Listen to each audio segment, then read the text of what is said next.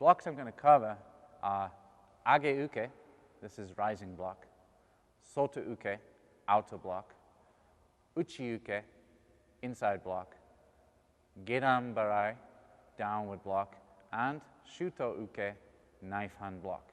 These are the 5 blocks that are covered in the level 1, level 2 content areas, which bring us up to white, yellow, orange, green belt level.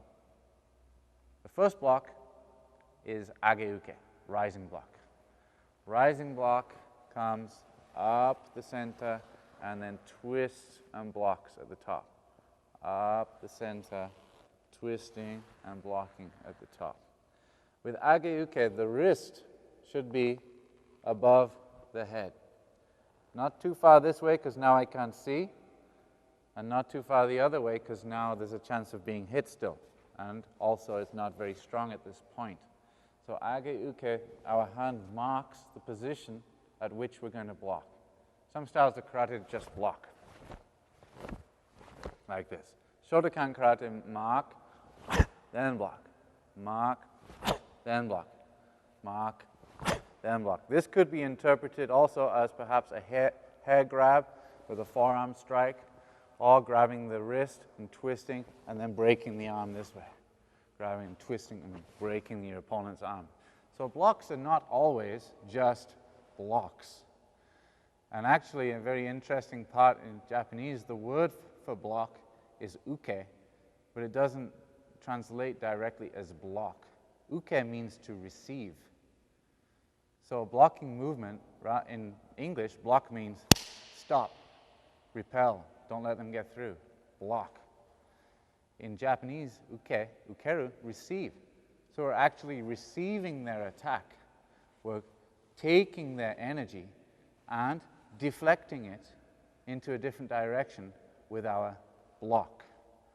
So it's very important to understand the difference of concept in our minds between the Japanese way of thinking and the Western way of thinking.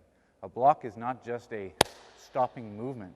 By receiving and using our twist of our arm for our different blocking movements, we receive their energy and redirect it to a different direction, allowing us to be effective with our block and also allowing us to conserve our energy. If we meet our attack directly, now we're like a head-on collision. Attacker comes, our block meets. This is not necessarily the right way to block. Instead, we need to absorb the energy and send it in a different direction. That way, we speed up their attack, but by redirecting their attack, our counter of our punch or our kick is like the head-on collision. We want our block to receive and our counter to be head-on. This is an important concept to understand when talking about blocks. So, getting back to the rising block, let me just show you the movement of the hands. We mark, the fist is in position, the elbow comes down, and this elbow comes up. So at this point, it looks like our hands are crossed. Then, this one here continues down into the fist position at the side, and the other one comes up, and the elbow starts moving outwards, and our wrist rotates. Now this is directly above here. We don't want this too low. 1, we might not be able to see, and 2, if someone did punch, we hit ourselves. Obviously that's not good.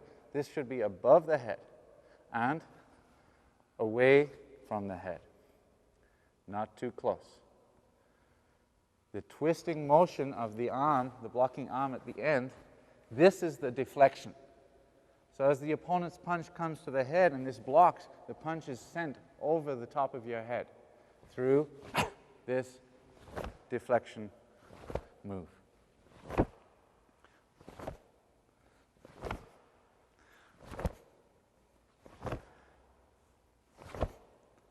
Age uke, rising block. I'll show all of these moving forward too in a minute. Next block, outer block, soto uke. Soto uke. This block requires the twisting of the wrist for our deflection. So as our punch comes towards our solar plexus this time, rising block was against to the head, solar plexus this time, we meet and twist and deflect the punch past. Hand at this point is palm facing away. As this pulls back and clenches, this comes across using the hip twist and meets and then twist at the end. Across and twist.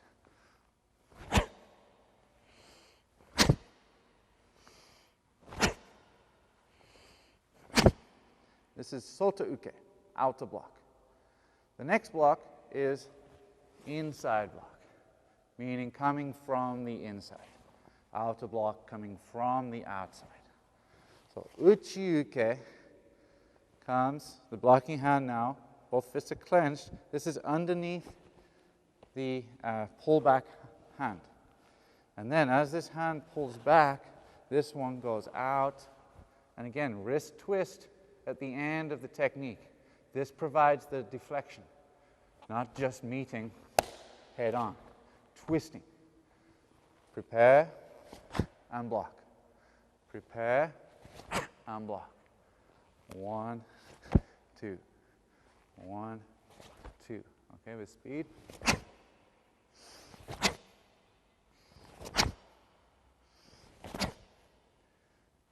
Uchi Uke. Next block is Gedan Barai. Gedan Barai is your downward block.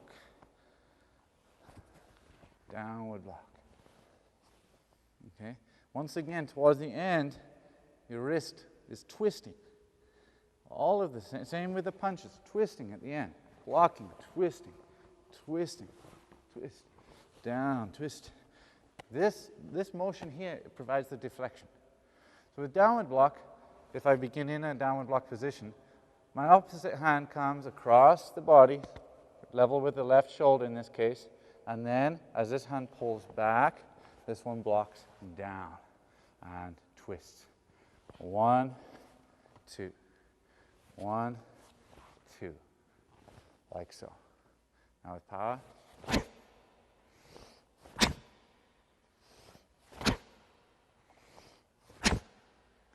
Okay, so all of these blocks so far, the rising block, outer block, inside block, and downward block, are using your forearm as a surface to block. With the rising block, we're using this part of our forearm. Inside block, also this side of the forearm. Downward block, same.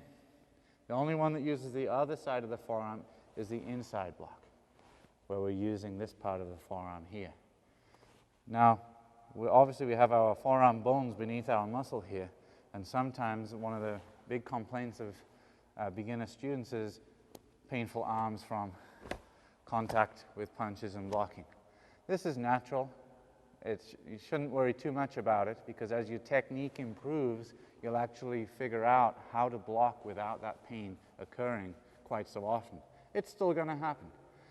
But while you're training, you're building up your arms through the conditioning of striking and blocking with your opponent, and gradually your arms are going to get used to that sort of thing.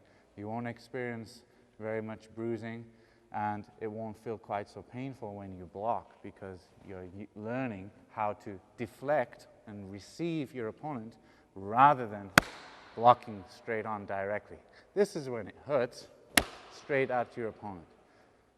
By twisting here or whichever block it is that we're doing, now you're taking care of your arms and you're not going to hurt quite so much. So don't get disconcerted if you have bruised arms. It's natural to begin with. It will go away. The next block after downward block is knife hand block. So instead of using our arms to block this time, we're using our hand position. The knife hand comes, this position here, from the bottom of the little finger down to the wrist. This section of the hand is referred to as shuto, knife hand, or sword hand. Usually knife hand is the translation. Shuto. So we're not blocking with our finger or with our wrist. We're actually blocking with this part of the hand. So once again, as you can see, we twist our wrist and angle our hand at about a 45-degree angle here, not all the way or this way. This is a backhand block. That's a different block altogether. We need to block with this part of the hand here. So we prepare our left hand, pull back hand straight towards our target, right hand by the side of our face, almost similar to Gedam Barai, right? But then we block across, and our pullback hand comes level with our solar plexus, actually just below, but if I put my hand like this, it would cover my solar plexus. This is the position of my pullback hand.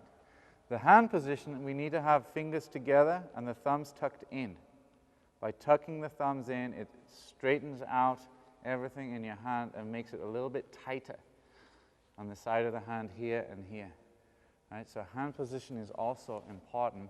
We don't want any stray fingers hanging out here because they're going to get injured as we block if they're not together. This way. Knife hand block.